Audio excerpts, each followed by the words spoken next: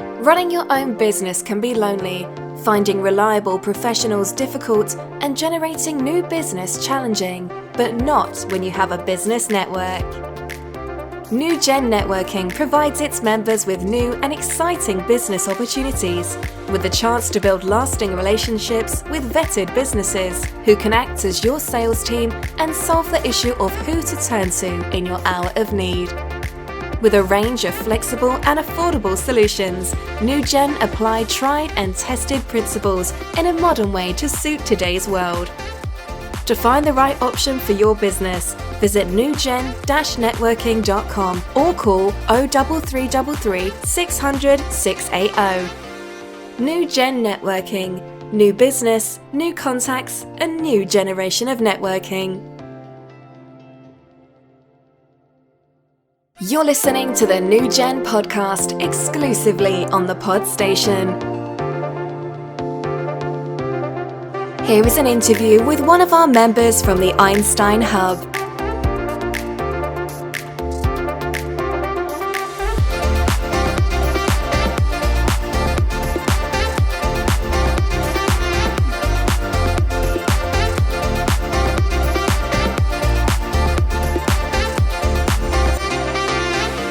Without any further ado, a big welcome to Lynne Sedgwick from the Wirral Society of the Blind and Partially Sighted.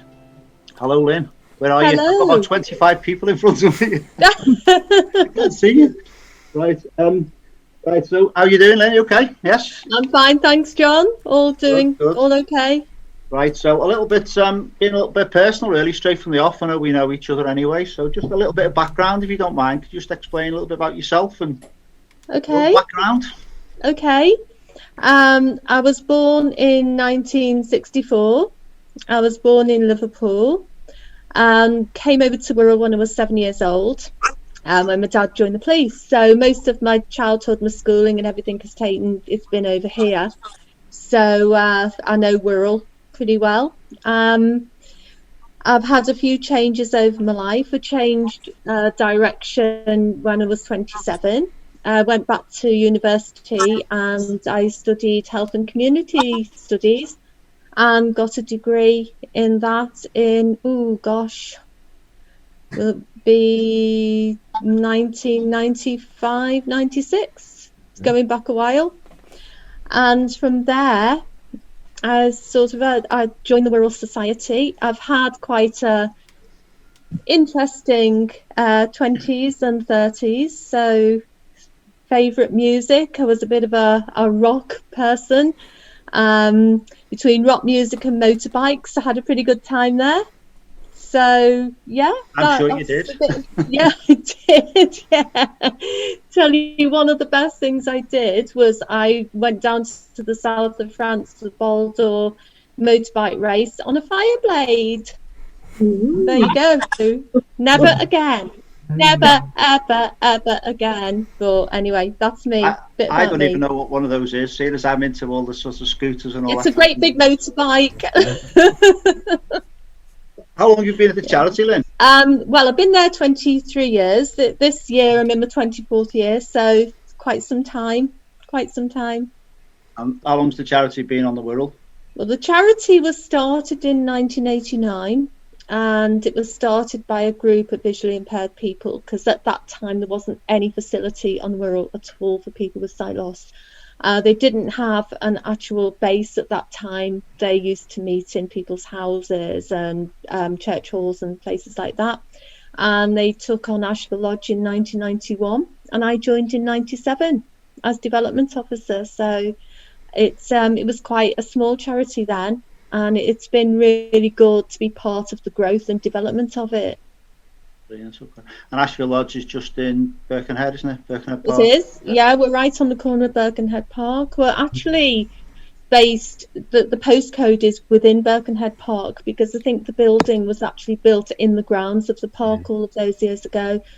So we do have the same postcode. It's a nice little spot to be. We've got some nice grounds at the back. So nice. I know I've been a few times. It'll make everyone really welcome as well. So when we're allowed to, it's well worth the trip. Yeah, when we're allowed to go. Yeah. For clients and sort of people who use the service, how are they aware of what Asheville do? How do you sort of get clients referred and things? We've got quite a few referral routes. One of our main ones is actually based at Wirral Park Hospital, where we have an employee down there. It's known as an ECLO, which is an eye clinic liaison officer. That is actually funded by NHS Trust, and that lady, Helen, she sees people at the point of diagnosis, and she also sees them when they've got appointments at the eye clinic. And sometimes it's one of the most difficult times that a person has got. So we've got somebody in place there to direct them down to our services, which it's beyond the medical intervention. Once that intervention is finished, then that service can direct people to us, where we pick up then on the social and emotional support that people need, and the practical as well. We also work very closely with the local rehabilitation team, social services, and also the GPs and opticians around the Wirral. We've got quite a lot of strong connections with them, and other charities, because visual impairment can often come with other difficulties as well. So we've got quite a web of referral routes going on there. And I know you've got a lot that you sort of do for the members of the society, but what sorts of services, just a few of the services that you offer particularly? Well, the services, they cover what we would say the practical, the social and the emotional services that the support that people need at that time. We have an advocacy service which will deal with financial difficulties, benefit entitlement. Quite often people are not aware of what they're entitled to following the diagnosis and registration. Also, any other difficulties that people might be having, the advocate will pick up and help through any personal difficulties.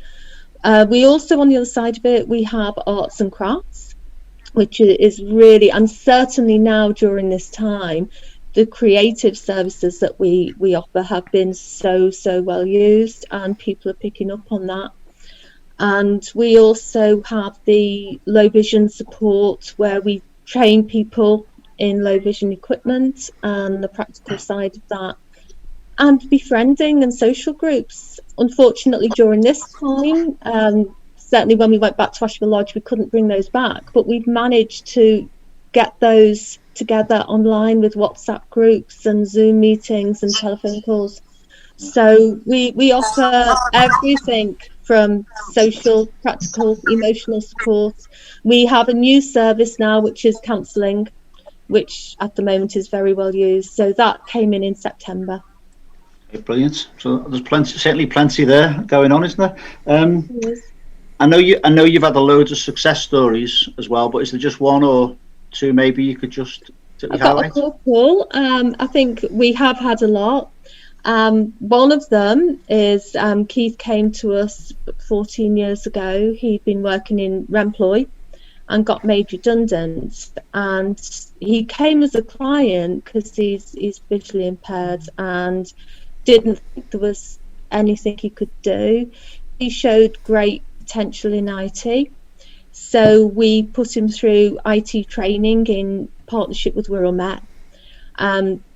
I'll cut a long story quite short, that he got all his qualifications. He worked for us voluntary. We saw how good he was with the clients because he had that personal experience of being visually impaired and learning IT.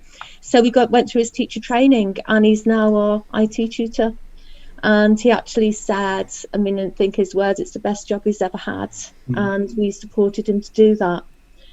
Paul Regan, totally blind. The only thing he wanted to do was to do DJing, learn music, learn to play an instrument.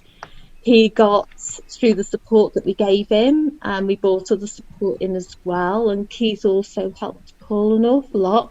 He got a slot on a radio show, community radio show, and he learned to play the keyboards.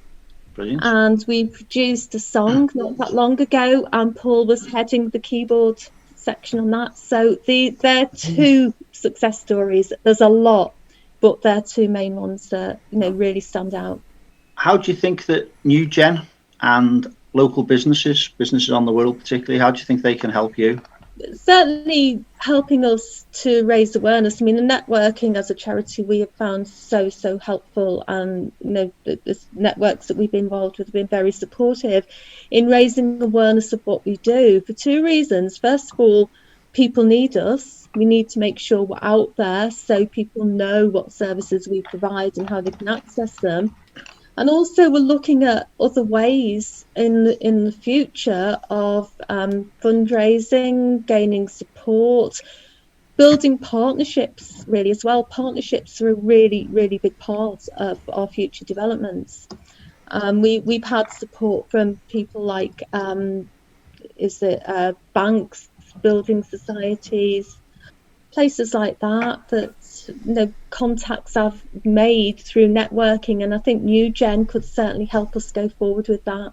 Are there any specific, I know you touched on a couple there, but are there any specific companies or names of people that we might be able to help get you in front of? Is anyone? Yeah, there's I have been trying to find somebody in Levers, because I know that they do support charities. I haven't actually got a name because it's such a big organisation. There's lots of different departments and I don't really know exactly which one to go to, but Levers would be brilliant.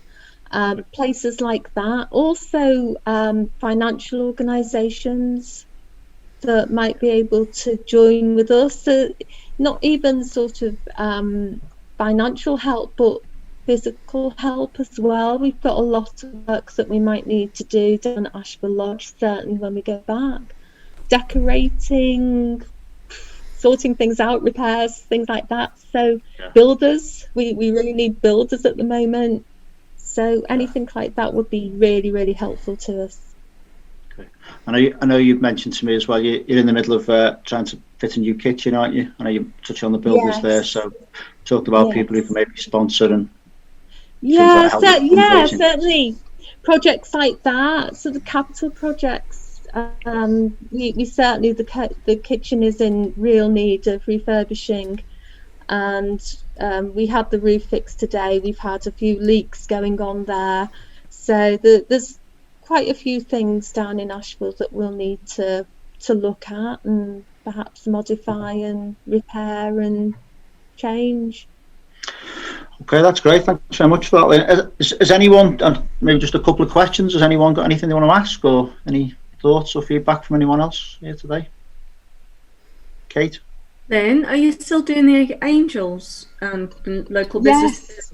Actually, yes, we are. That's something I should have touched on before. We are doing the Ashfield Angels. The Ashfield Angels is a scheme where businesses can it's like a charity of the year scheme, and you can donate each month to the charity to specific projects. And for thanks for that, we will give recognition to businesses on our website, and we do have set packages that we've been working on before the lockdown period that we cannot actually offer businesses back in recognition to the support that they give us. So we're hoping to revisit that as soon as we can. I will say, Lynne, I've been down a few years, even through a few times this last year, even through lockdown, to come and visit you and support you. And the work that you do down there is absolutely amazing. It's unbelievable. The challenges that you've hit this year, and you still worked your way through it. It's been absolutely fantastic. So well done. Thank you very much. And again, I have to say, it's with the support from groups like yourselves, backing us up, being there for us, knowing that you're there. It all helps. It really does. I can't stress that enough. It really does. So, thank you. Thank you very much. Lynne, I'll just say, I know we haven't been able to do it this year, but we do obviously have the charity ball. And the only reason I'm promoting it because me and John get a chance to get on the stage again. Oh, yeah. If you want to see Anton Deck, old Anton Deck, me and John. Yeah. Have you noticed it's been cancelled this year? Yeah, we did it last year, yeah. This year we are hoping to be able to do that in November. I think it might be one of the only ones we've lost. Obviously, we've lost a lot through not being able to. We do a lot of fundraising events that you've all supported that we've not been able to do, but we're hoping in November to be able to do that charity ball. So we have got a provisional date booked. I think it's the 6th of November. So fingers crossed. Where's that at then? It's at Thornton Hall. If you would like to visit one of our online or face-to-face hubs, visit newgen-networking.com and book a place. Get social at Network NewGen on Instagram, Facebook, Twitter and LinkedIn.